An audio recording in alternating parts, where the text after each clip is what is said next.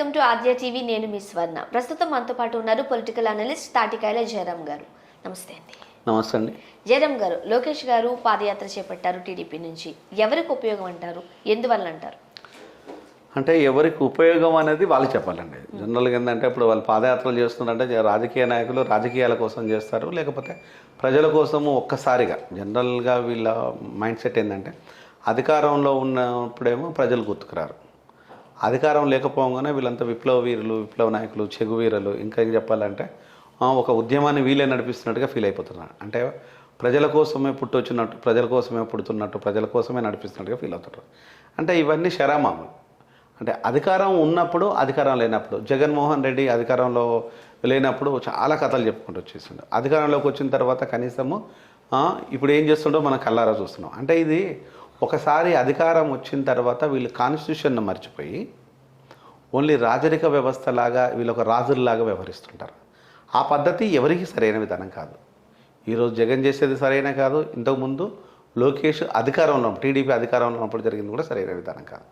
అలా కాకుండా అధికారం ఉన్నప్పుడు లేనప్పుడు ప్రజల కోసం కనుక కష్టపడే వాళ్ళకి ఇన్ని ఇబ్బందులు రావు, ఇన్ని అవమానాలు కూడా ఉండవు.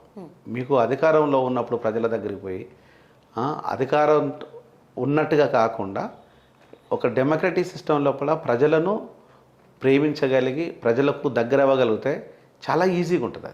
వీళ్ళు ఆ విషయాన్ని చాలామంది రాజకీయ నాయకులు మర్చిపోతుంటారు.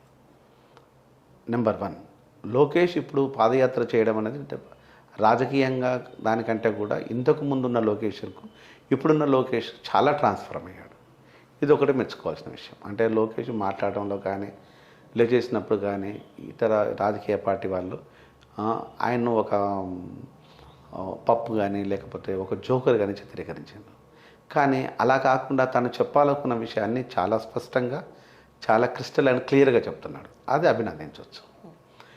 నెంబర్ 2, లోకేష్ ఒకవేళ ప్రజలకు చెప్పే విషయం కంటే కూడా ఎక్కడెక్కడైతే లోపాలు ఉన్నాయో, ఎక్కడెక్కడైతే డిఫిషియన్సీ ఉన్నాయో, ఏ తరగతి ప్రజలు, ఏ ప్రజలైతే ఇబ్బంది పడుతున్నారో వాళ్ళ దగ్గరికి వెళ్ళడానికి సాహసించాలి. వాళ్ళ పరిస్థితులను, స్థితులను గమనించేసి దాన్ని రెక్టిఫై చేసి అనే స్టేట్మెంట్లు ఇవ్వగలిగి ఉండాలి. అంటే ఒక వ్యక్తి పైన యుద్ధం ప్రకటించకుండా వ్యవస్థలో ఉన్న లోపాలపైన యుద్ధం ప్రకటిస్తే లోకేష్కి ఇది బెనిఫిట్ అవుతుంది. ఒక వ్యక్తి మీద, జగన్మోహన్ రెడ్డి మీద డెఫినెట్గా ఒక భాష లేకపోతే ఒక స్ట్రాంగ్ లాంగ్వేజ్ని తెలుగుదేశం పార్టీ నాయకులు ఉపయోగిస్తున్నారు. అంటే ఒక జగన్మోహన్ రెడ్డినే టార్గెట్ కాదు, జగన్మోహన్ రెడ్డి వదిలేసిన లోపాలు చాలా ఉన్నాయి, జగన్మోహన్ రెడ్డి వదిలేసిన విషయాలు చాలా ఉన్నాయి. వాటిని టార్గెట్ చేయండి. అంటే విద్యా వ్యవస్థ లోపల ఇంగ్లీష్ మీడియం స్కూల్ పెట్టారు. ఇంగ్లీష్ మీడియం స్కూల్ పెట్టినంత మాత్రాన అందరికీ ఇంగ్లీష్ వచ్చినట్టు కాదు. ఆ ఇంగ్లీష్ మీడియం స్కూల్ పెట్టిన తర్వాత దానికి లోపల చేసేది ఇన్ఫ్రాస్ట్రక్చర్ కావాలి, సరి అయిన టీచర్ల వ్యవస్థ ఉండాలి, ఆ టీచర్లను రిక్రూట్ చేయాలి, వాళ్ళకు కూడా అనర్గళ ఇంగ్లీష్ మాట్లాడే టీచర్లను పెట్టుకోవాలి. అంటే అనర్గళంగా మాట్లాడితే మళ్ళీ కార్పొరేట్ స్కూల్ నుంచి పట్టుకురమ్మని నా ఉద్దేశం కాదు. వీళ్ళను సరైన విధానం లోపల ట్రైన్ చేసేసి కింది స్థాయి లోపల ఉండేసి ఎక్కడెక్కడైతే లోపాలు ఉన్నాయో ఆ టీచర్లను తీసుకొచ్చి వాళ్ళను డిఎస్సి రాయించేసి వాళ్ళకు సరైన విధానం ట్రైనింగ్ ఇచ్చేసి చెప్పగలిగించాలి. ఇప్పుడు లోకేష్ గారిని మనం చూసినట్లయితే ఏవి మాట్లాడడం రాదు, ఏం మాట్లాడతాడో లోకేష్కే తెలీదు. సో చాలా వర్డ్స్ తెలియదు తనకి, తెలుగులో అర్థం కూడా కావు. సో పప్పు అని, జోకర్ అని, బఫూన్ అని రకరకాల మాటలు మాట్లాడారు. సో ఇప్పుడు అవన్నీ కరెక్ట్ చేసుకుని ప్రజల్లోకి వెళ్ళడానికి లోకేష్ గారు రెడీ అవుతున్నారు కదా. సో ఇది లోకేష్కి రాజకీయంగా ప్లస్ అవుతుందంటారా, పార్టీకి ప్లస్ అవుతుందంటారా?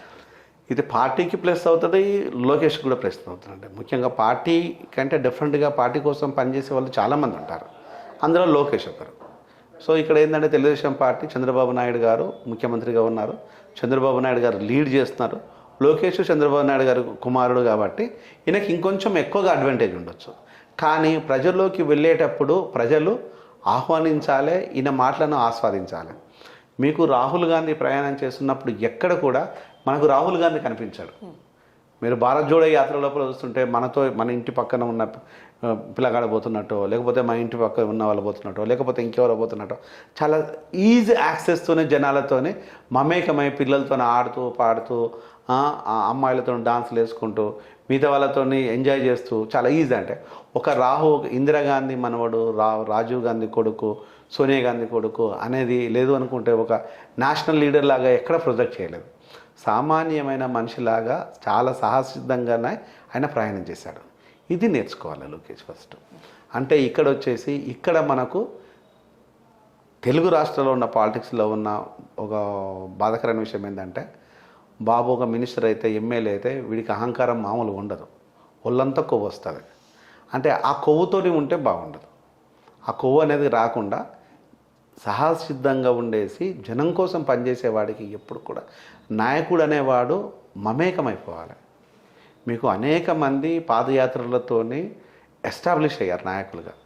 మీకు వైఎస్ రాజశేఖర రెడ్డి మీద విపరీతమైన నెగిటివ్ ఉన్నా కూడా ఒక్క పాదయాత్రతోని, నెగిటివ్ అంటే ఇదే హిందూ ముస్లిం అల్లల వెనకాల వైఎస్ రాజశేఖర రెడ్డి గారు ఉన్నారన్నది భయంకరమైన నెగిటివ్ ఉన్నది. లేదు అనుకుంటే కడప ఒకటి గొడవలు పెట్టుకోవడం కానీ, లేకపోతే ఫ్రాక్షనిస్ట్ల ఫ్యామిలీ నుంచి వచ్చినా కానీ ఆ నెగిటివ్ ఉండేది. ఒక్కసారి పాదయాత్రతో అవన్నీ పోయి ఒక నాయకుడిగా బయటకు వచ్చిండు ఆయన. అంటే నాయకుడిగా బయటకు రావడం గల కారణం ఏంటంటే వాళ్ళతో మమేకమైండు. అది నేర్చుకోవాలి. అంటే ఎవరైనా పర్వాలేదు, మళ్ళీ అది అన్ని నెలలు అన్ని సంవత్సరాలు జగన్మోహన్ రెడ్డి పాదయాత్ర చేసిండు. ఎవడికి ఉపయోగం వచ్చేసింది? ఒక్కసారి కనుక ఆయన అధికారం రాగానే జనాలను అప్పుడు హగ్గులు ఇచ్చిన ముద్దులు ఇచ్చిన వ్యక్తి కనీసము కన్నెత్తి కూడా చూడకుండా పోయింది. అంటే ఈ పద్ధతి అనేది సరైన విధానం కాదు. ఎప్పుడైనా ప్రజలలో ఉండే నాయకుడు ప్రజలతో మమేకమై సమస్యలను చూసి గమనించి తెలుసుకొని పరిష్కరించగలిగి ఉండాలి. నేను ఉన్నాను, నేను విన్నాను అని చెప్పిన జగన్మోహన్ రెడ్డి ఇప్పుడు నేను పడుకున్నాను అని చెప్తున్నాడు. అంటే దీనివల్ల ఉపయోగం ఏం లేదు. ఎవడికి ఉపయోగం? అధికారం చేతికి రాగానే వీళ్ళు ఒక మహారాజులాగా బిహేవ్ చేస్తారు. నేను ముందు చెప్పినట్టుగా ఆ విధానం సరైన విధానం కాదు. లోకేష్ చేయాల్సిన పని ఏంటంటే లోకల్గా ఎక్కడెక్కడైతే డిఫిషియన్సీ ఉందో దాన్ని ప్రతి ఒక్కరితోని పోతున్నప్పుడు నడుస్తున్నప్పుడు ఆ చర్చలు పెట్టుకుంటూ వెళ్ళాలి. ఆ వ్యక్తులతో మాట్లాడాలి, వాళ్ళని మమేకం చేసుకుంటూ వెళ్ళాలి. అక్కడ పసిబిడ్డలు ఉన్నారా, తల్లులు ఉన్నారా, పాలిచ్చే తల్లులు ఉన్నారా, కష్టాల్లో ఉన్న తల్లులు ఉన్నారా, లేకపోతే ముసలి వాళ్ళకు ఉండే ఇబ్బందులు, ఇవి కనుక గమనించేసి వాటిని తన స్పీచ్లో తను చూడించగలిగితే, దాన్ని అడ్రస్ చేయగలిగితే లోకేష్కు చాలా బెనిఫిట్ అవుతుంది. రాజకీయంగా తెలుగుదేశం పార్టీ కూడా బెనిఫిట్ అవుతుంది. ఇక్కడ లోకేష్ చేసే పెద్ద సాహస యాత్ర ఏంటంటే ఇంతవరకు ఆయనకు ఏది తెలియదు. ఇది డెఫినెట్గా ఒక న్యూ టర్న్ అని చెప్పొచ్చు, ఇది డేరే అని చెప్పొచ్చు. దాన్ని ఎస్టాబ్లిష్ చేసుకోవడానికి ఈ 400 రోజులు తనని ఇంకా గొప్ప ట్రాన్స్ఫార్మ్ చేసుకోవడానికి ఉపయోగపడతాయి. రాజకీయంగా చాలా ఉపయోగపడుతుందని నేను కోరుకుంటున్నాను. ఇప్పుడున్న పరిస్థితులు చూస్తుంటుంటే టీడీపీ ఒంటరి పోరుకు రెడీగా ఉందనుకున్నారా, లేకపోతే ఖచ్చితంగా ఏదో ఒక పార్టీతో పొత్తు పెట్టుకోవాల్సిందేనా? అంటే ఒకటండి, ఇప్పుడు యాజ్ ఎర్లీ యాజ్ అంత ఎర్లీగా మనం చెప్పడానికి పోరు ఒకవేళ కనుక ఇప్పుడు రాజకీయ పార్టీలతోని ఒకవేళ కనుక పొత్తు పెట్టుకోకపోవడాలు అనేది డిఫరెంట్ స్టోరీ.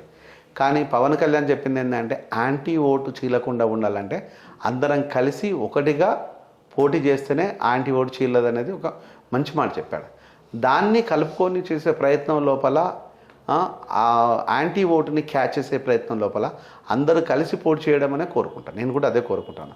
ఎప్పుడైనా రాజకీయాల లోపల ప్రజలకు నష్టం జరుగుతుంది అనుకున్నప్పుడు ప్రతిపక్షాలని ఏకం కావడమే నిజమైన డెమోక్రసీ. లేకపోతే ప్రతిపక్షాలు అమ్ముడుపోయి ఇష్టానుసారంగా కనుక వెళ్ళినట్టు అయితే మళ్ళీ ఈ రాజులే రాజరిక వ్యవస్థలాగా వ్యవహరిస్తారు తప్పితే ఈరోజు డెమోక్రటిక్ సిస్టమ్ లోపల డెమోక్రసీ అనేది ఉండదు. డెమోక్రసీని చంపడం కోసం అనేక ప్లాన్లు ప్రభుత్వాలు చేస్తుంటాయి. దాన్ని తిప్పికొట్టాలంటే ప్రతిపక్షాలని ఏకం కావాలని మాత్రమే మనస్ఫూర్తిగా కోరుకుంటాం. రైట్.